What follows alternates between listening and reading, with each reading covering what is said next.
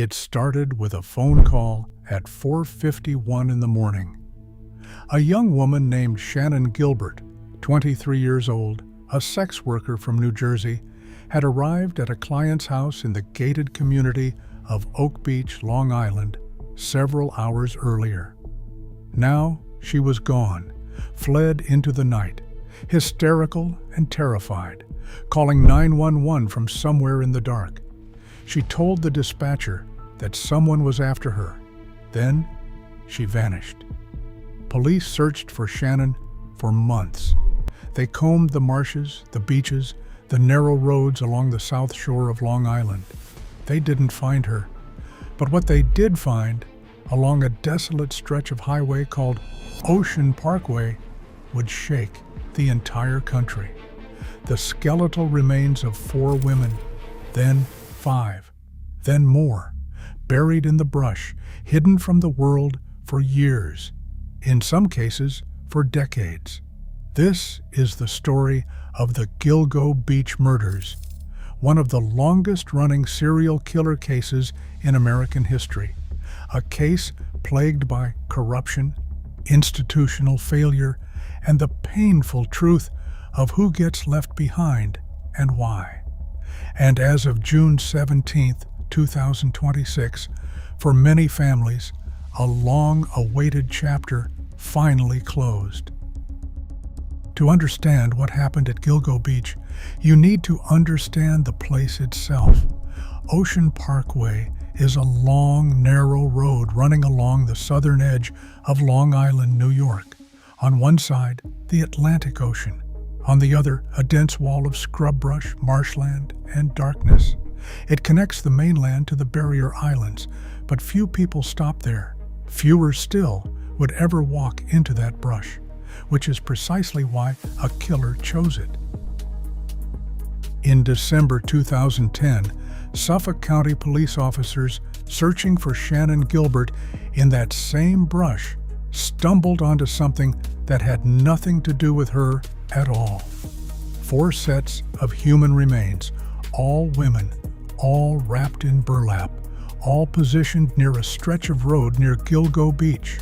The 4 victims would later become known as the Gilgo Four: Melissa Barthelemy, 24, Megan Waterman, 22, Amber Lynn Costello, 27, and Maureen Brainerd Barnes, 25. All of them had been working as escorts. All of them had advertised on Craigslist. All of them had disappeared between 2007 and 2010, and none of them had been reported missing in a way that drew serious attention. Over the following months, investigators expanded their search of the area. By May 2011, the total count had risen to 10 sets of remains, found not just near Gilgo, but scattered across the barrier islands along Ocean Parkway. Among them, a mother and her toddler daughter, an Asian male, a woman whose legs had been found 15 miles away in 1996, her skull discovered here 15 years later. The scale of what investigators had uncovered was staggering, and yet it would take more than a decade for anyone to be charged.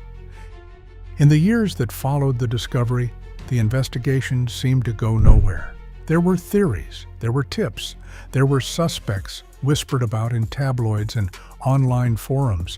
True crime communities dissected every detail. Podcasts dedicated entire seasons to the case. But there were no arrests. Part of the reason, investigators would later acknowledge, was institutional. The Suffolk County Police Department, which initially led the investigation, was, at the time, operating under Police Chief James Burke and District Attorney Tom Spota.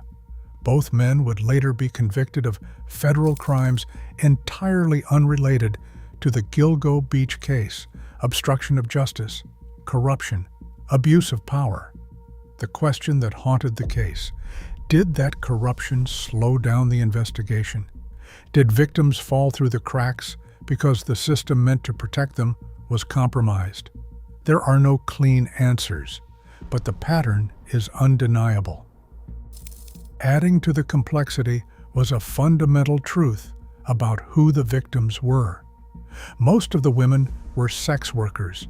Most were struggling financially. Several were mothers. Several had reached out to family or friends before disappearing, but when those family members called police, they were often met with indifference. This is not unique to Gilgo Beach.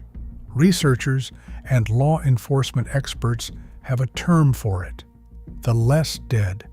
The idea that some victims receive less investigative urgency, less media coverage, less institutional attention, not because their lives mattered less, but because the system, consciously or not, treated them as if they did.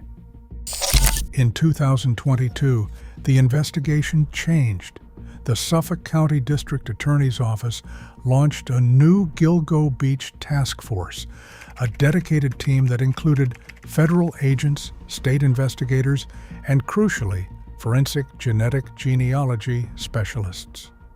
Genetic genealogy is a relatively new investigative tool.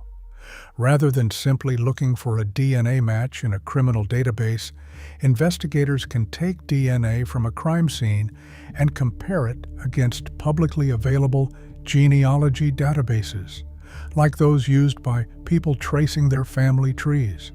From there, investigators can work outward through family trees, cross-referencing other evidence until they narrow in on a likely suspect. It was this technology that cracked open the Gilgo Beach case.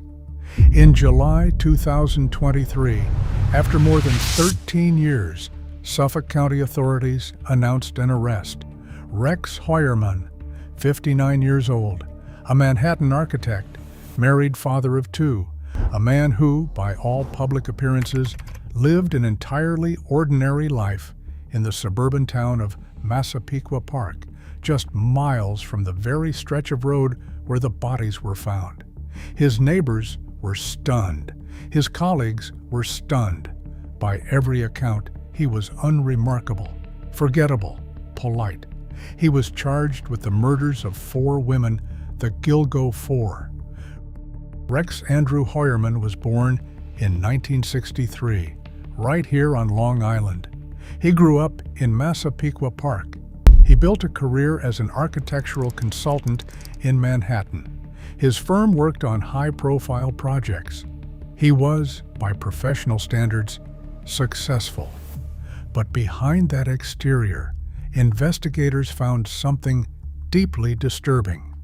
Searches of his home uncovered a vast collection of violent and degrading material: burner phones, disposable SIM cards, and something investigators described as a blueprint, a series of checklists on his computer detailing how to commit murders without leaving evidence. Reminders to limit noise, to clean the bodies, to destroy forensic traces. These were not the notes of someone acting impulsively. This was methodical planning, carried out over years. As the investigation deepened, the timeline of his crimes expanded. In June 2024, prosecutors charged him with 3 additional murders: Valerie Mack, killed in 2000, Jessica Taylor, killed in 2003, and Sandra Costilla, killed in 1993. The 1993 date pushed the start of his alleged killing spree back 3 decades, far earlier than anyone had suspected. And as of April 8, 2026, Heuermann admitted to even more. On April 8, 2026, Rex Heuermann walked into a Suffolk County courtroom and entered guilty pleas to 7 counts of murder, 3 counts of first-degree murder, and 4 counts of second-degree murder. He had been scheduled for trial in September 2026. Instead, he chose to confess. But it was what he said next that stunned investigators. Beyond the 7 charges, Heuermann additionally admitted to committing an 8th murder, one he had never been charged with. Karen Vergata, A woman whose legs had been found on Fire Island in 1996 and whose skull had turned up at Gilgo Beach in 2011. For 3 decades, Karen Vergata had been a nameless victim. Now, at last, the man responsible had acknowledged what he'd done. On June 17, 2026, just 1 week ago, Rex Heuermann was sentenced. Life in prison, without the possibility of parole. The families of the victims filled that courtroom. They had waited years, in some cases over 2 decades, for this moment. One by one, they spoke. Violet Swager, cousin of Jessica Taylor, addressed Heuermann directly. The anguish in her words had been building for 20 years. Amanda Funderburg, sister of Melissa Barthelemy, recalled how Heuermann had taunted her family after the murder, calling to tell her that her sister's body was rotting. She turned to face him in the courtroom as she spoke. The judge, Timothy Mazzei, became visibly emotional during the statements. When the time came to pronounce sentence, he told Heuermann he was a coward, a disgrace, and then he told the court officers to get him out. The families erupted in applause. But not everything is resolved. Heuermann was convicted of 8 murders, yet at least 4 other sets of remains found along Ocean Parkway remain unexplained. Shannan Gilbert, the woman whose disappearance started all of this, was never connected to Heuermann. Her cause of death is still disputed. Some believe she drowned in the marshes after fleeing the Oak Beach property. Others believe something more sinister happened. Her case remains officially open. In April 2025, investigators made a significant breakthrough on a separate front. Using genetic genealogy, Nassau County officials and the FBI finally identified 2 of the unidentified victims. Tanya Jackson, a 26-year-old U.S. Army veteran from Mobile, Alabama, and her 2-year-old daughter, Tatiana Dykes. The mother and child had been found in 2011 and remained unnamed for over 14 years. In December 2025, a man named Andrew Dykes, the child's father, a former soldier and Florida state trooper, was arrested and charged with the murder of Tanya Jackson. Investigators believe he was also responsible for Tatiana's death, though the public charging records focused on Tanya's murder. Either way, their case had nothing to do with Heuermann. It was a separate crime by a different killer on the same stretch of road.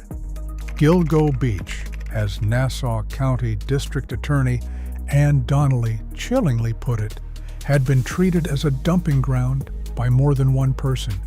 There are still unidentified victims. There are still unanswered questions. And investigators have acknowledged that Heuermann may be connected to even more cases beyond the 8 he admitted to. The Gilgo Beach case lasted more than 15 years before a single arrest was made. It exposed the fractures in a system that failed to protect some of its most vulnerable members. It exposed what happens when institutional corruption seeps into an investigation. And it forced a reckoning with the question of whose disappearances are treated as emergencies and whose are quietly filed away. The women killed by Rex Heuermann were not statistics. They were Megan, Melissa, Amber, Maureen, Sandra, Valerie, Jessica, and Karen. They were mothers, daughters, sisters, women who were trying to survive, and they deserve to be remembered as exactly that. Rex Heuermann will die in prison, but the families of his victims will carry the weight of what happened for the rest of their lives. There is no verdict that fully repairs that kind of damage. Justice came, but it came late. If you want to learn more about the victims and the ongoing efforts to identify the remaining unidentified individuals. Links are in the description. Thank you for watching.